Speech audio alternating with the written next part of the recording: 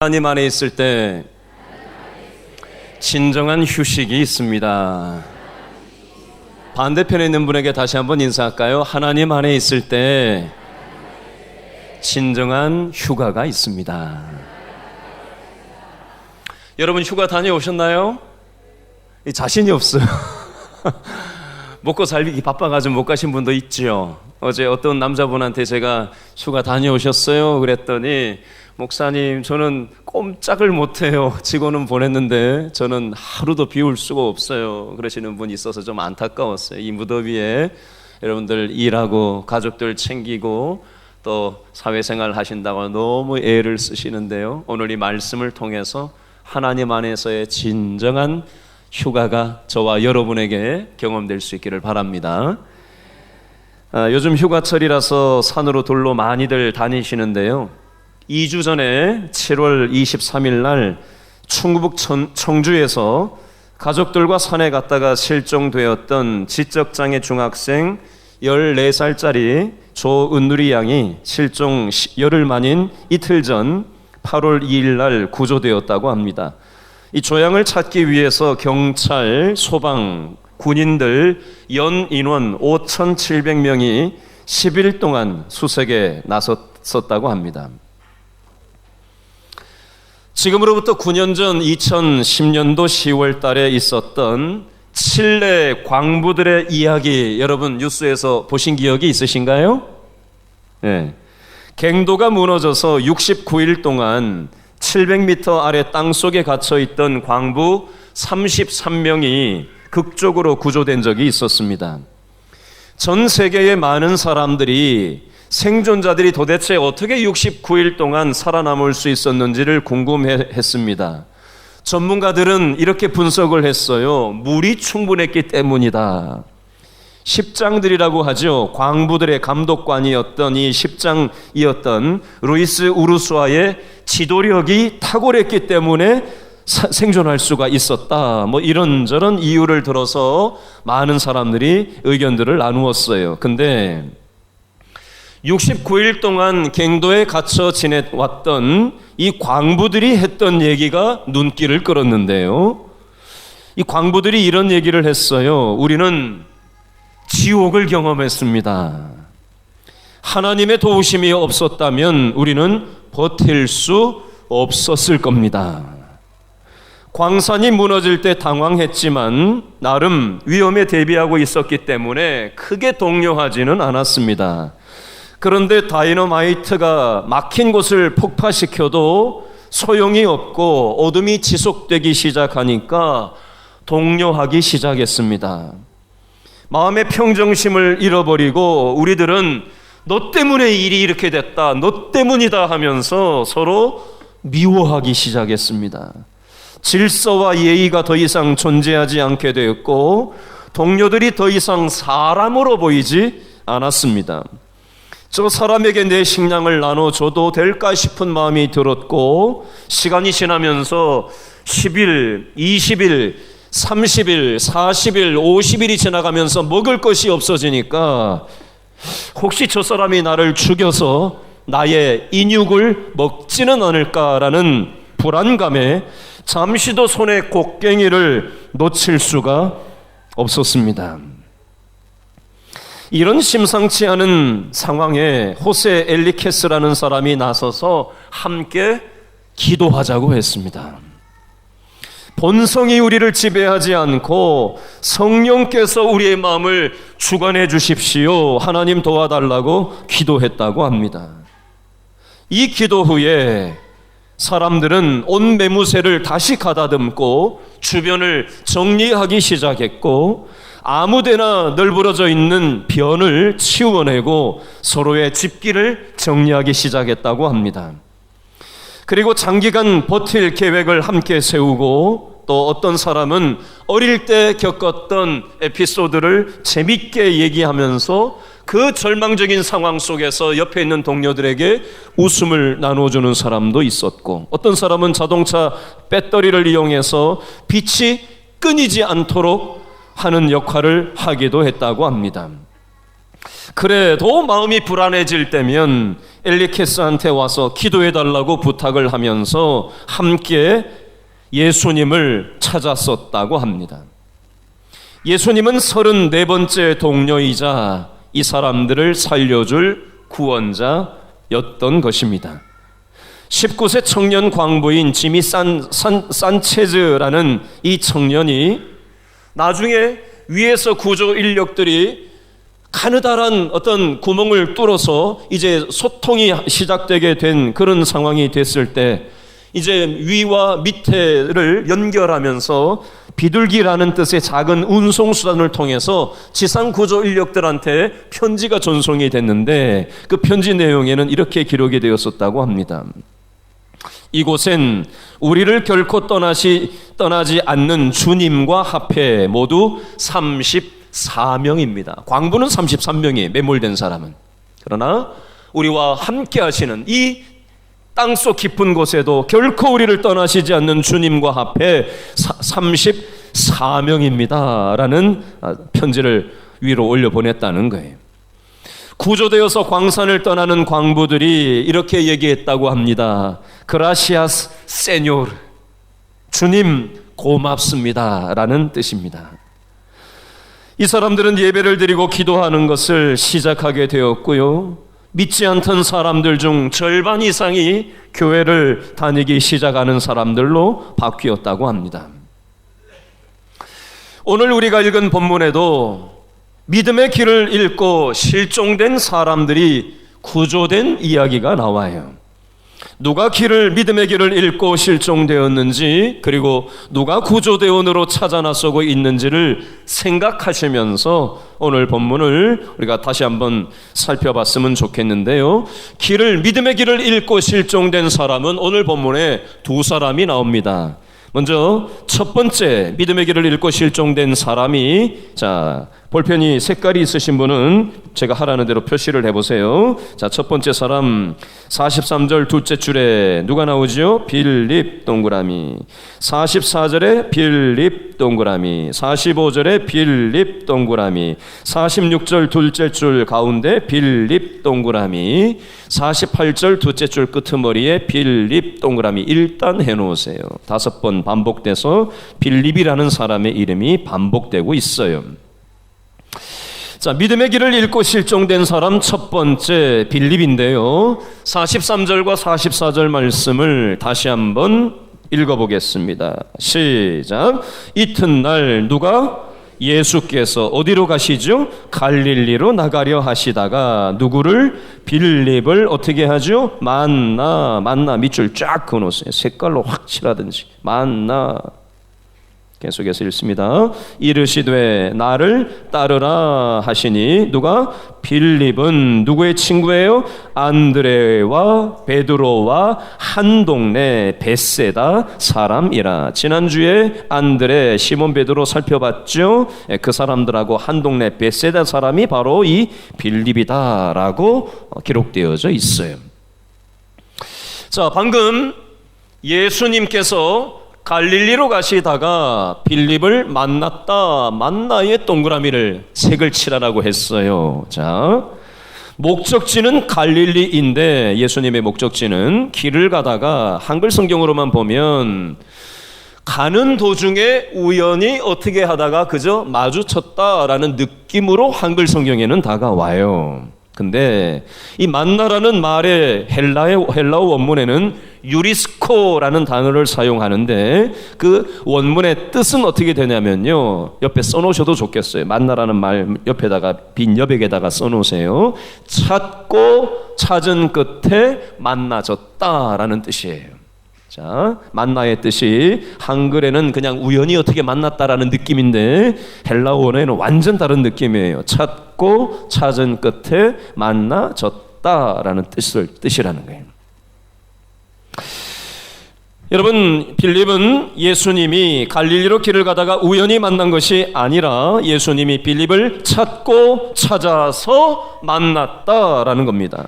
누가복음 19장 10절 말씀을 읽어드릴게요. 누가복음 19장 10절 말씀입니다. 인자가 온 것은, 인자는 누굴까요? 사람의 몸을 입으시고 이 땅에 오신 예수님이 바로 인자예요. 인자가 이 땅에 온 것은 뭐 하려고? 잃어버린 자를 어떻게 하려고? 찾아 구원하려 함이니라. 다시요. 인자 예수님이 이 땅에 성육신 하신 목적은 뭐 하려고? 잃어버린 자를 어떻게 해요? 찾고 찾아서 뭐 하려고? 구원하려고 이 땅에 오셨다라고 누가복음 19장 10절에서 말씀합니다. 자, 이 그림을, 이 말씀을 가지고 다시 빌립을 찾고 찾아서 만나신 예수님의 목적이 무엇에 있을지 생각을 해보겠습니다. 여러분, 하나님 안에서 만나는 모든 만남은 사소한 만남이라고 할지라도 그 만남에는 하나님의 뜻이 있습니다. 여러분, 내 옆에 앉아있는 사람에게 저를 따라서 한번 인사하시죠. 옆 사람 한번 눈을 한번 살짝 보시겠어요? 얘기할 준비 되셨나요? 자, 얘기 한번 저를 따라서 해보십니다. 우리의 만남은, 저를 보지 말고 제발 부탁하는데 옆 사람 눈을 보라니까요. 부담이 되더라도 한번 하라는 대로 해보세요. 자, 우리의 만남은 우연이 아니라 하나님의 뜻이 있는 만남입니다. 아멘. 짝을 바꾸세요. 다시 옆 사람에게 눈을 한번 쳐다보시고 따라하세요. 우리의 만남은 오늘 잘못해서 같이 앉아 있는 게 아니고 하나님의 뜻이 있어서 같이 앉아 있는 겁니다. 아멘. 제가 지금 장난하는 것 같으세요? 여러분, 우리의 만남에는 의미 없는 만남이 없어요.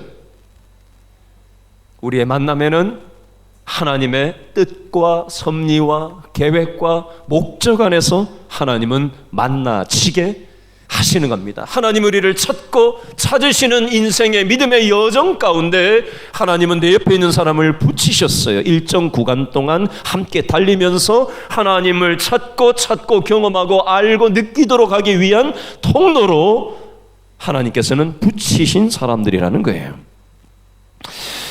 오늘 우리가 이 예배에 나온 것도 네 발로 나온 것 같지만 우리들이 믿음의 길을 잃어버리고 방황하고 헤매면서 이 세상에서 살아가는 것을 보시고 하나님이 구조대원이 되셔서 유리스코 믿음의 길을 잃어버린 우리들을 찾고 찾아서 만나주셔서 바른 믿음의 길로 인도해 주시려고 하는 하나님의 뜻이 있는 예배라는 사실을 여러분 기억할 수 있기를 바랍니다. 이틀 전에 우리 길신교회 바로 앞에 제가 차를 바깥에서 운전을 하고 교회 안으로 이렇게 들어오려고 요 근처까지 이렇게 왔는데 운전을 하다 말고 저 앞에 교회 앞쪽에서 걸어오는 한 청년이 눈에 보였는데 문득 봤더니 2년 전쯤에 몇 번 우리 교회 나온 적이 있는 청년이었어요. 나도 모르게 지나치는 이 청년을 차를 이렇게 가다가 멈춰놓고 제가 이삭이 맞지? 라고 제가 딱 질문을 했더니 이 친구가 제 이름을 어떻게 기억하고 계세요? 제가 그랬어요. 내가 너 보고 싶었다. 그러면 보냈어요. 2016년 11월 달에 제가 길신교회에 처음 부임해서 그동안 45년 동안 우리 길신교회 역사 속에서 한 번이라도 발을 디뎠던 분들을 자료를 있는 대로 다 창고를 탈탈 털어가지고 다 주워 모아봤더니 수많은 사람들의 이름과 주소와 내용들이 적혀져 있어요. 전화번호가 바뀌고 이사를 가고 뭐 여러 가지 내용들이 있었는데 전화를 일일이 우리 지역장들을 통해서 다 확인을 대조를 해봤어요. 이미 다른 교회 나가고 있는 분들은 잘 다니시라고 전화를 하라고 했고 지방으로 이사 가신 분들 안부 전화를 하라고 했고 근데 이도저도 교회를 아무데도 나가고 있지 않는 분들을 우리가 초청하는 시간이 됐으면 좋겠다 해서 우리가 이른 양 찾기를 그때 했던 적이 있어요. 재작년에. 이 일을 하는 과정 중에 있었던 본인의 경험을 한 권사님이 저한테 이렇게 얘기를 하셨어요. 본인이 이 동네 길동을 걸어가시는데 본인이 전화로 통화했던 분이 딱 만나졌다는 거예요. 10년 이상 동안 단 한 번도 본 적이 없었던 사람인데 전화를 하고 난 다음에 기도를 하고 지나가는데 그분을 10년 이상 만에 처음으로 딱 맞닥뜨렸다는 거예요. 그래서 그분한테 아무개 아니세요? 딱 얘기를 했더니 이분이 어떻게 내 이름을 기억하세요? 그 오랜 동안 한 번도 안 만났는데. 깜짝 놀라면서 그러더라는 거예요. 그리고 재작년 이런 양 찾기 할 때 그분이 이 예배에 참석했던 적이 있었어요. 오늘부터 70일 뒤에 2019년 10월 13일 10월 둘째 주일날 새생명 축제를 하려고 합니다. 강사로 가수인 윤형주 장로님을 강사로 모시기로 되었는데요. 이틀 전에 이분과 전화 통화를 하면서 그때 오시면 식사는 어떻게 준비하면 될까요? 제가 질문을 했더니 이분이 이렇게 얘기하세요. 새생명 축제에 오신 새가족들과 함께 본인이 사진도 찍고 또 식사도 그분들과 함께 할 겁니다 라고 얘기하시더라고요. 인생의 길을 잃고 방황하고 헤매고 있는 우리 주변에 있는 분들을 유리스코 찾고 찾아서 예수님을 만나게 해주시는 저와 여러분들 될 수 있기를 바랍니다. 두 번째로 믿음의 길을 잃고 실종된 사람, 두 번째 사람이 45절부터 오늘 성경 51절까지의 5번이 두 번째 인물이 나오는데요. 자, 또 다른 색깔로 표시를 좀 해놓으시죠. 색깔이 똑같은 게 없으면, 다른 게 없으면 세모 표시를 하시면 더 눈에 들어옵니다. 자, 45절 빌립이 누구를 찾죠? 나다나엘, 동그라미, 나다나엘. 46절에 나다나엘, 47절에 나다나엘, 48절에 나다나엘, 49절에 나다나엘, 역시 5번 반복적으로 나옵니다. 믿음의 바른 길을 잃고 실종된 두 번째 인물 나다나엘에 대해서 생각을 해보겠습니다. 자, 먼저 45절 말씀을 다시 한번 읽어볼까요? 누가 나다나엘을 찾고 찾아 나서고 있는가? 45절 다 같이 시작. 빌립이 누구를? 나다나엘을 찾아 이르되, 첫 번째 동그란 밑줄 그으세요. 모세가 율법의 기록 밑줄, 모세가 율법의 기록 밑줄 하고 1번 써놓으세요. 1번 숫자. 두 번째, 여러 선지자가 기록한 그 이 밑줄 쫙 그어놓으시고 숫자 2번 써놓으세요. 여러 선지자가 기록한 그 이. 빌립은 우리로 치면은 교회를 다니게 되었어요. 그리고 자기 친구 바로 44절에 보니까 안드레, 베드로, 빌립이 한 동네 출신이라고 돼 있어요. 아마 이 빌립의 지인이었겠죠. 나다나엘을 찾고 찾아서 일부러 찾아가서 교회 다니자고 얘기를 하면서 자신의 믿음에 대해서 얘기를 하는데, 첫 번째로 뭐라고 얘기를 했다고요? 모세가 율법에 기록하였고, 성경, 구약 성경 창세기 모세가 썼죠. 출애굽기 모세가 썼죠. 레위기, 민수기, 신명기, 모세오경, 이 5권의 내용에 모세가 쓴 율법의 내용이 있어요.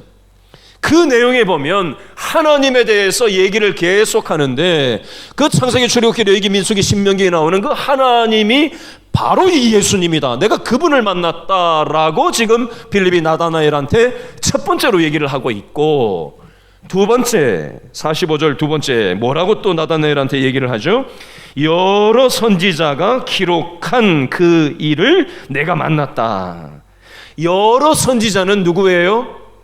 이사야서, 구약성경에 이사야서, 예레미야서, 예레미야 예가서, 에스겔서, 다니엘서가 대선지서라고 얘기하고요. 선지자들 중에 많은 분량을 썼다 해서 대선지서, 이사야, 예레미야 예가, 에스겔, 다니엘, 이 성경이 대선지서라고 얘기하고, 그 다음에 호세아, 요엘, 아모스, 오바댜, 요나, 미가, 나훔, 하박국, 스바냐, 학개, 스바냐, 말라기까지 이게 소선지서, 작은 분량의 선지서들이 소선지서예요.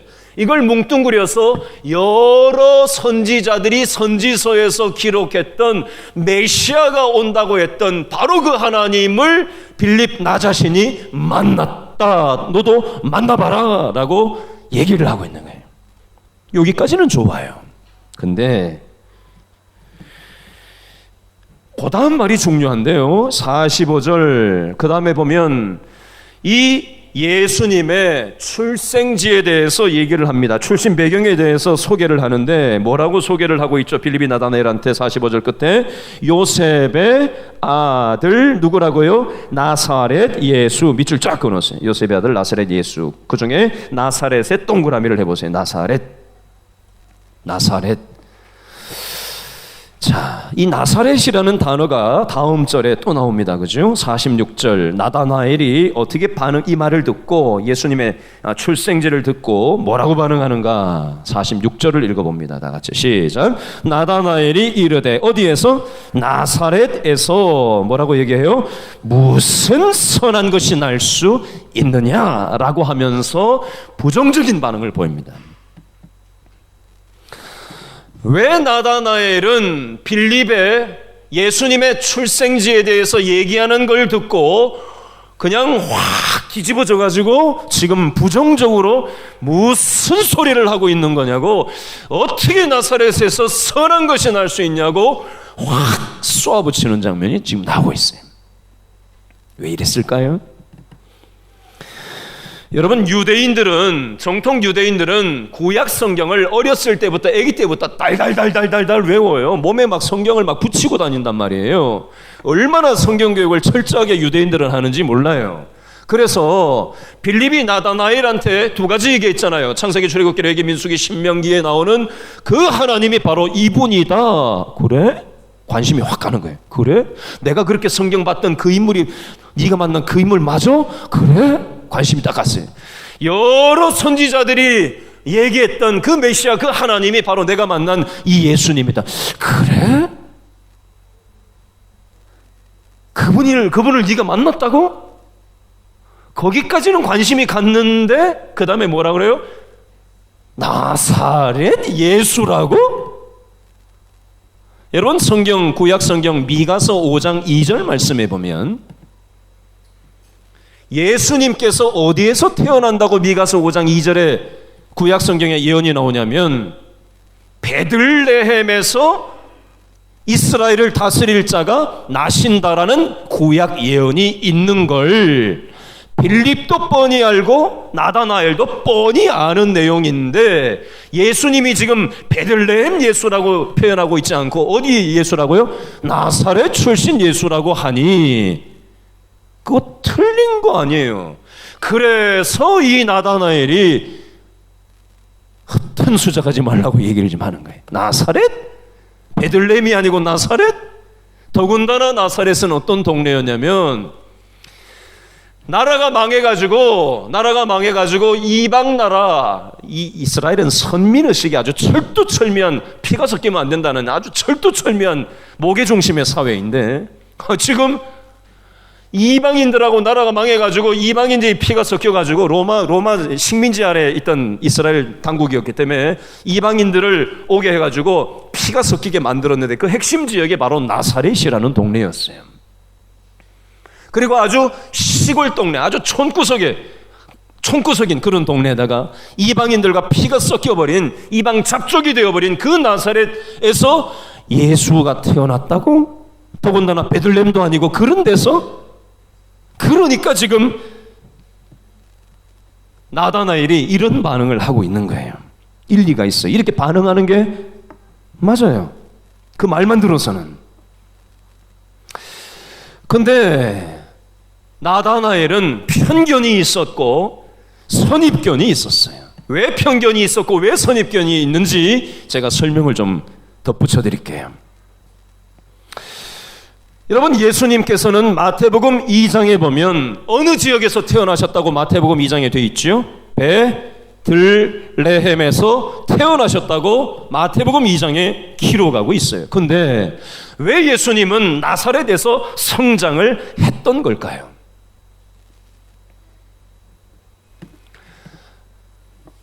여러분, 그 당시 헤롯 왕이 2세 이상 된 아이들을 어떻게 했죠? 잡아 죽이는 명령을 내렸어요. 이스라엘의 왕이 났다고 하니까 헤롯 왕이 내가 왕인데 이스라엘의 왕이 될 사람이 태어났다고 하면 내 권력이 없어질까봐 그것을 막기 위해서 아이를 만 2세 그때쯤 태어난 애를 다 잡아 죽이게 한 거예요.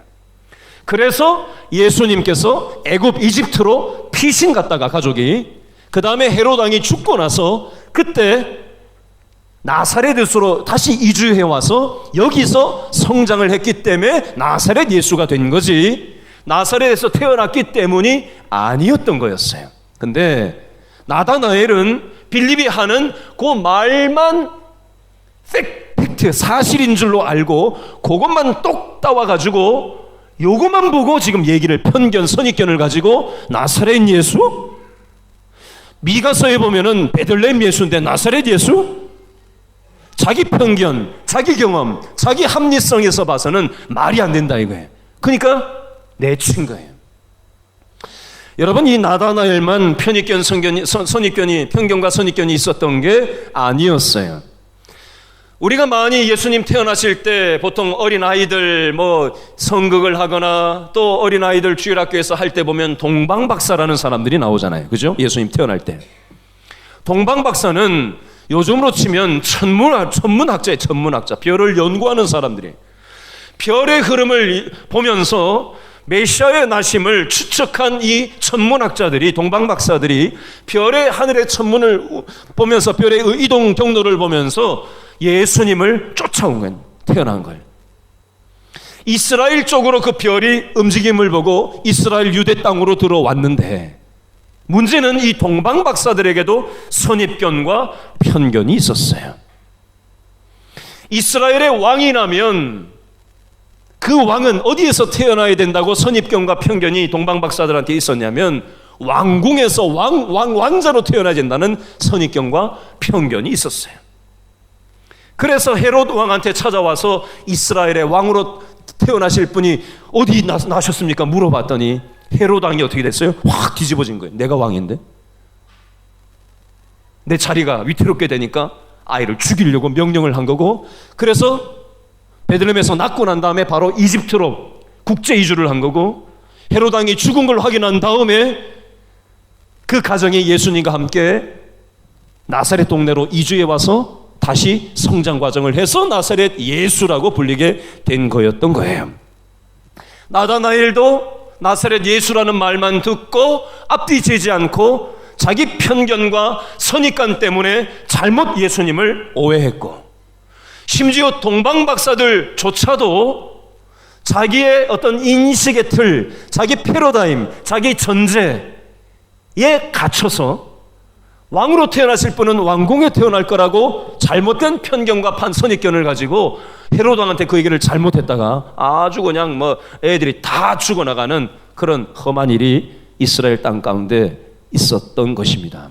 여러분, 제가 지금 나다나엘 얘기를 하고 동방박사들의 선입견과 편견을 얘기하고 있는데 우리는 이 얘기를 들으면서 나는 안 그런 것처럼 생각하는 경향이 있어요. 적용해서 얘기하는 겁니다. 우리는 말씀의 원리를 가지고 나는 어떤가 적용해서 항상 생각할 줄 알아야 돼요. 혹시 나도 신앙생활을 한답시고 하면서 잘못된 선입견과 잘못된 편견을 가지고 나의 경험의 틀 안에서 우물한 개구리처럼 신앙생활을 하고 있지는 않는가? 균형 잡힌 신앙 인격을 가지고 예배당에 와서 예배드릴 때와 일상의 삶 가운데 분리되지 않고 투명한 신앙생활을 순수하게 해야 될 텐데 혹시 왜곡된 신앙의 행태가 저와 여러분의 모습 속에 있지는 않는가?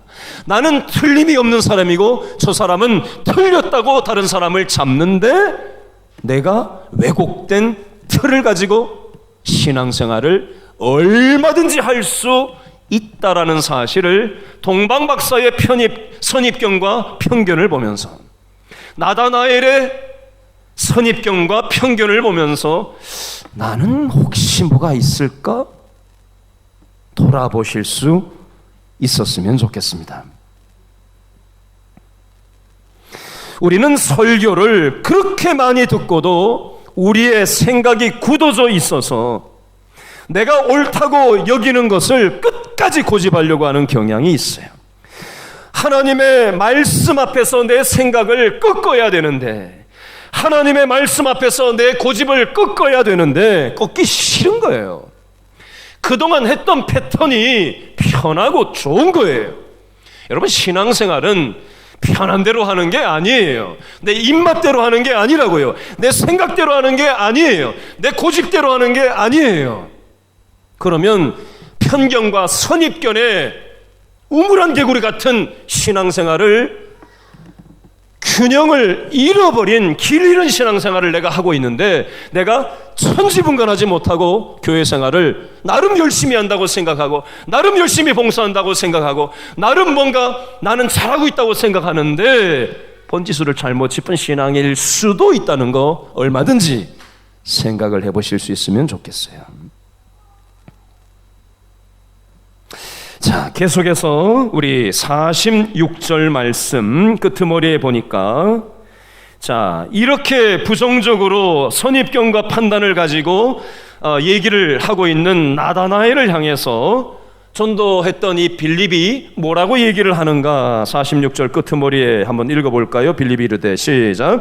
빌립이 이르되, 밑줄 그으세요. 와서 보라. 영어에는 come and see라고 돼 있어요. come, 와라, 와서, and, 와서, 그리고 봐라. 와서 보라는 거예요. 와서 보라. 자, 이 와서 보라는 이 표현은 빌립이 처음 한 게 아니고 지난주 설교에도 보니까 와서 보라는 표현이 나와요. 39절에 보니까 와서 보라는 표현이 있어요, 없어요? 39절에 있어요. 밑줄 그으세요. 와서 보라.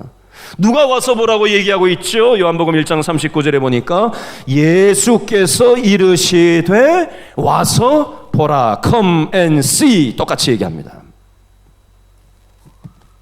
자, 여러분, 이 부분을 가지고 이렇게 한번 설명을 드려볼게요. 여러분, 신앙생활은 인간 이성으로 이해가 돼야 믿는 게 아니에요. 전도를 하면 이렇게 얘기하죠. 어떤 사람이 내 눈에 한번 보여봐라.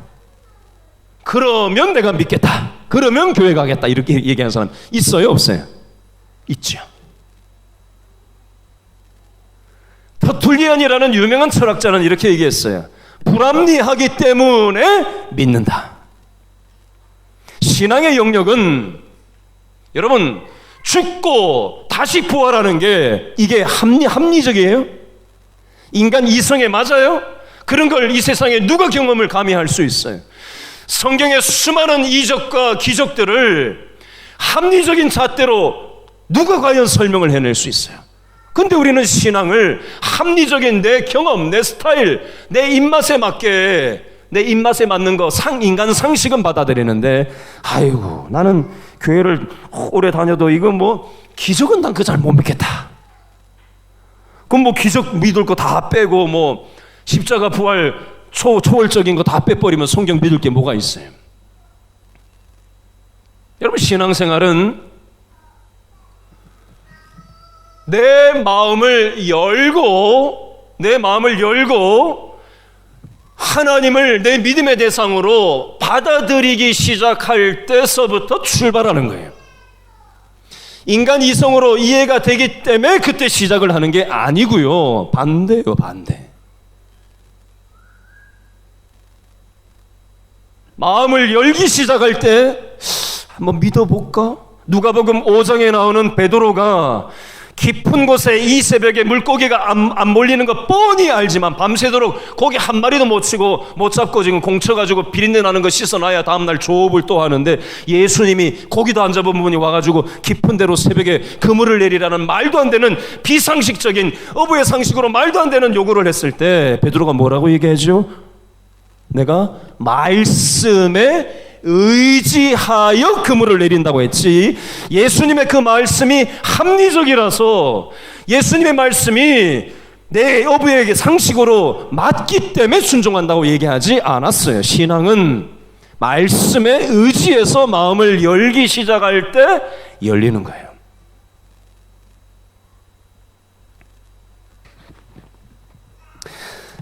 계속해서 47절 말씀 보겠습니다. 47절. 예수님이 나다나엘이 자기한테 오는 것을 보시고 이 나다나엘을 향해서 뭐라고 얘기를 하셨나? 그 제목이 오늘 설교 제목으로 주보에 나와 있어요. 오늘 설교 제목이 뭐죠? 마음에 뭐가 없는 사람? 간사한 것이 없는 사람. 47절 끝머리에 보니까 이는 나다나엘은 참으로 이스라엘 사람이라 그 속에 뭐가 없다? 간사한 것이 없도다. 간사하다라는 건 뭐예요? 사람 보고 저 사람 간사한 사람이야. 에? 사기치는 사람, 거짓말하는 사람, 그죠? 이걸 간사한 사람, 사기꾼, 거짓말하는 사람 이렇게 얘기를 하는 거예요. 근데 예수님께서는 이 나다나엘을 한 번도 만난 적이 없지만 예수님께서는 이 나다나엘을 너는 마음이 간사하지 않은 사람이다.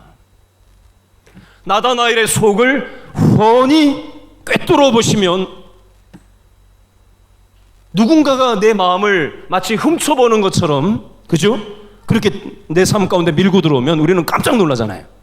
지금 나다나엘이 어떻게 나 처음 보는 분인데 내 속을 이렇게 알지? 깜짝 놀란 거예요. 마음이 들킨 거예요. 그래서 48절에 뭐라고 얘기를 해요? 48절 다 같이 시작. 나다나엘이 이르되 어떻게 나를 아십니까? 그래서 이렇게 얘기하는 거예요. 여러분, 사람이 누군가가 내 마음을 알아주면 마음이 확 열려요. 그렇죠? 근데 누군가 내 마음을 몰라주면 마음이 확 닫혀버려요. 여러분, 요거 하나만 잘해도 부부간에 자녀와의 관계 속에서 또 직장 동료들과의 관계 속에서 굉장히 행복하게 살아가는 데 있어서 굉장히 도움이 돼요. 저를 따라서 한번 해보실래요? 막간을 이용해서.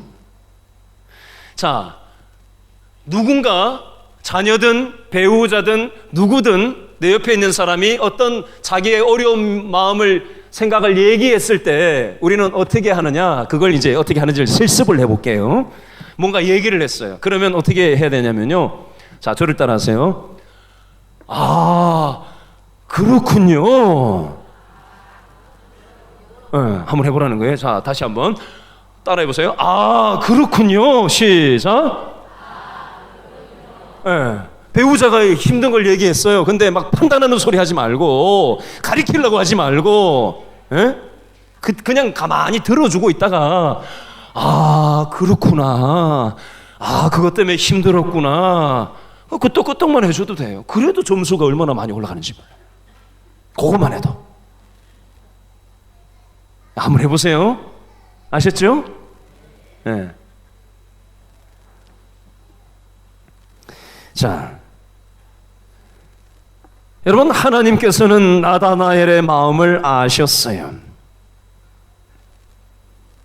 나다나엘이 어떤 형편과 어떤 사정이 있는지 그 마음을 환히 꿰뚫어 보시고 그 마음속에 품은 생각과 소원을 다 알고 계셨어요. 오늘 이 예배에 나온 저와 여러분들의 상한 마음, 찢긴 마음, 갈갈이 망가진 그 마음도 하나님께서는 다 알고 계세요.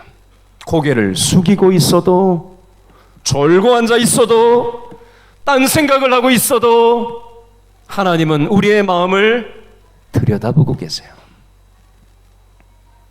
복음성가 중에 이런 찬양의 가사가 있어요.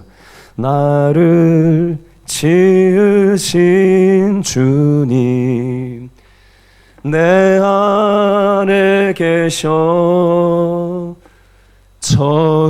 처음부터 내 삶은 그의 곁에 있었죠. 내 이름 아시죠.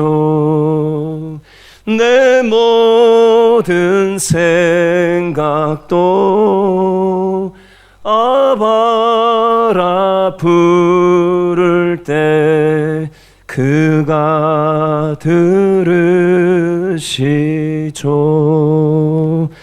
여러분, 예수님께서는 저와 여러분의 이름만 아시는 분이 아니라 우리의 마음을 꿰뚫어 보시고 아실 뿐만이 아니라 우리의 아픔을 치료하시고 우리의 인생을 새롭게 하시기에 충분하신 그 하나님이신 줄로 믿으실 수 있기를 바랍니다. 휴가를 갔다 오면 몸이 에너지가 좀 생겨요, 정서적으로. 근데 사람이 정서적으로 괜찮아지고 육체적으로 좀 쉰다고 해가지고 그게 다가 아니에요. 사람은 영적인 동물이에요. 하나님 안에서 우리의 영혼이 바른 질서 안에 다시 길을 회복하고 들어오기 시작할 때 우리의 영혼은 진정한 쉼이 있게 되는 줄로 믿습니다. 하나님 안에 있는 영혼이 진정한 휴가를 누리는 영혼인 줄로 믿으시기 바랍니다. 계속해서 48절 두째 줄에 보니까 예수님이 또 한마디를 하세요. 빌립이 너를 부르기 전에 네가 무화과 나무 아래에 있을 때에 내가 너를 보았다라고 말씀합니다. 무화과 나무 동그라미 해놓으세요. 여러분, 이스라엘에서 무화과 나무는 어떤 기능을 하냐면요, 우리나라는 좀 덥고 여름이 습하잖아요. 근데 그 동네 가면은 우리나라보다 더 따가운 햇볕인데 그늘 밑으로만 들어가면은 이게 건조해가지고 굉장히 온도 차이가 많이 나요. 시원해져요. 그래서 무화과 나무에서 뭘 했냐면은 이스라엘 사람들이 뭘 많이 한다고요? 성경을 많이 봤어요. 성경을 보는 거예요, 무화과 나무 밑에서. 그리고 기도를 하는 거예요.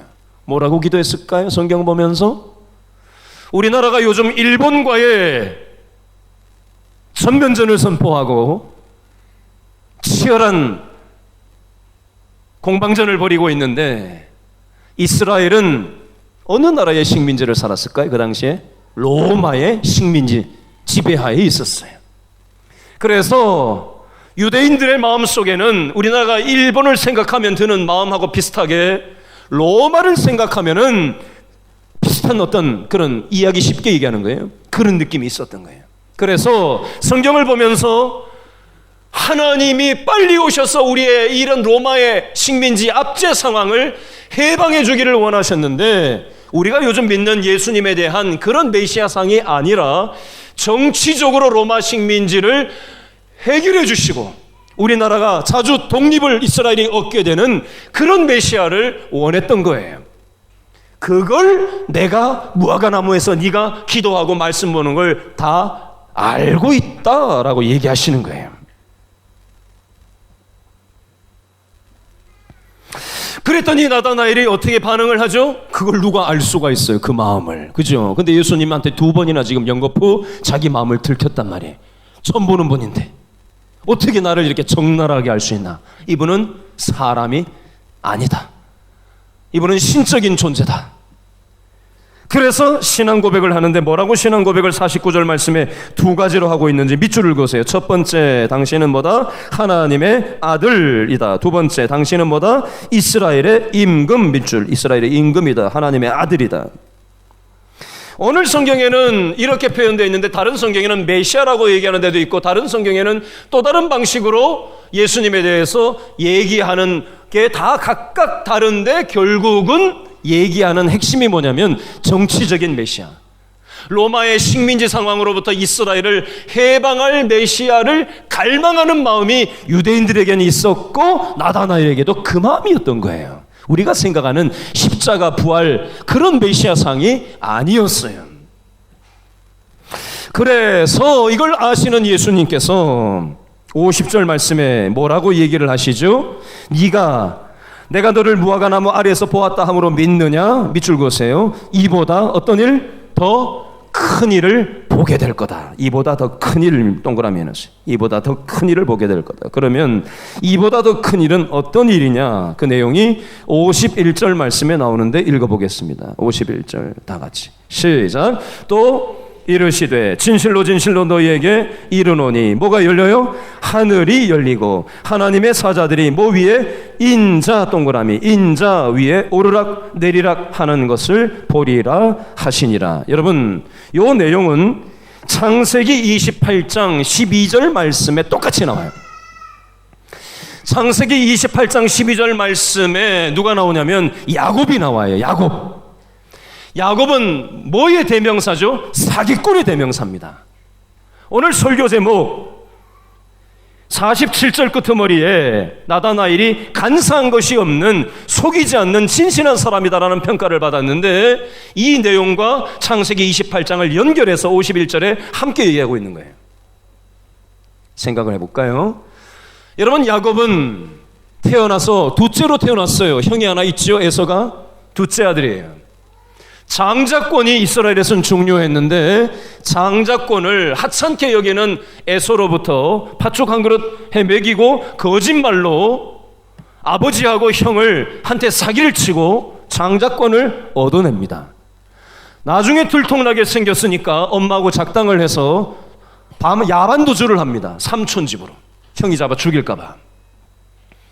그래서 20년 동안 삼촌 라반 집에서 생활을 하게 되는데, 야곱은 사기꾼의 대명사인데 그 사기꾼보다 등급이 더 높은 사기꾼, 대사기꾼 삼촌 라반을 만나서 거기서 20년 동안 갈아엎는 세월을 보내게 되는 거예요. 내가 센데 더 센 사람을 만나는 거예요. 내가 센데 안 센 사람을 만나면 갈아엎어지지가 않으니까 하나님은 사기꾼보다 한 단계 높은 사기꾼한테 20년 동안 붙여서 그 악질적인 속성을 갈아엎는 시간을 20년 동안 갈아엎게 하신 거예요. 그리고는 자기 고향 땅으로 돌아오던 과정 중에 오늘 창세기 28장 12절 말씀에 꿈꾸다가 자다가 천사가 하늘에서 사다리 타고 오르락 내리락 하는 환상을 보았다라고 되어 있어요. 이 대목을 우리한테 적용해서 이해하기 쉽게 이렇게 한번 얘기해 볼게요. 여러분, 야곱의 마음이 어땠을까요? 아버지한테 사기치고 형한테 사기치고 야반도주하는 그 마음이 얼마나 붙들리면 어떻게 되는 거예요? 죽을지도 모르는 두려움, 염려, 외로움, 불안함, 죄책감, 이런 것이 야곱의 마음속에 가득 들어찼단 말이에요. 그 마음속에 있는 잠 못 이루는 밤을 선잠을 자고 자다 깨다 하는 걸 반복하는 그 야곱에게 하나님이 꿈을 창세기 28장에 주시는데 어떻게 주셨다는 거예요? 하늘문이 열리고 하늘과 땅으로부터 사닥다리가 오르락내리락 천사들이 하는 거에 보이는 거예요. 그러면서 창세기 28장 15절 말씀에 보면 잘못한 사기꾼 야곱을 벌을 줘야 맞는데 하나님이 어떻게 하시냐면 내가 너와 함께 하겠다, 내가 너를 보호하겠다, 내가 너를 끝까지 책임지겠다라는 말씀을 주시는 장면이 나와요. 이게 하나님이 우리에게 향하신 사랑이에요. 그 내용이 오늘 본문 요한복음 1장 51절 말씀에 보면 한 단어가 바꿔져 있어요. 하늘문이 열리고 사닥다리가 있어야 되는데 사닥다리가 안 나오고 뭐가 나오죠? 하나님의 사자들이 뭐 위에? 인자 위에 오르락 내리락 하는 것을 보리라. 인자는 뭐라고 그랬어요? 예수님. 하나님과 우리 인간 사이에 죄로 인해서 분리되어 있어 우리는 이 세상에 영원히 살 수 없어요. 언젠가는 죽어요. 안 죽는 사람 없어요. 가지가지 질병이 이 땅에 와요. 부부가 아니고 자녀가 아니고 수많은 인생의 풍파가 있어요. 왜 그래요? 하나님과 사람과 사이에 죄 때문에 죽음과 관계 단절과 수많은 인생의 어려움들이 개인과 국가 간에, 가정에, 직장에, 교회 안에도 수많은 문제가 있는 게 하나님과 사람과의 관계가 죄 때문에 일그러져 있어서 그래요.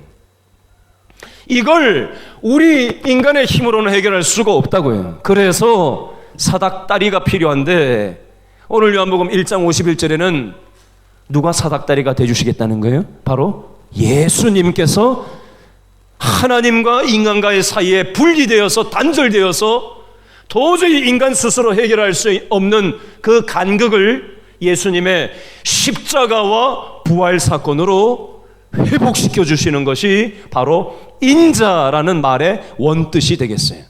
요한복음에는 이 인자라는 말이 요한복음 3장에도 2번 나오고 6장에도 2번 나오는데, 6장에 보면 인자의 살을 먹어야 되고 인자의 피를 먹어야 된다라는 표현이 나와요. 요한복음 3장의 인자라는 표현에는 예수님이 십자가 지시고 예수님이 부활하신다는 얘기가 나와요.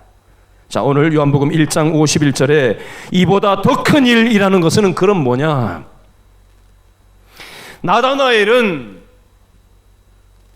예수님을 정치적인 식민지 상태, 로마 식민지 상태로 우리를 해방할, 현실적인 나의 삶의 문제를 해방할, 해결할 구원주로 그저 여겼어요. 여전히 편견이죠. 여전히 잘못된 선입견으로 메시아를 갈망했던 거예요. 그러나 이것도 반쪽짜리예요. 잘못된 거예요.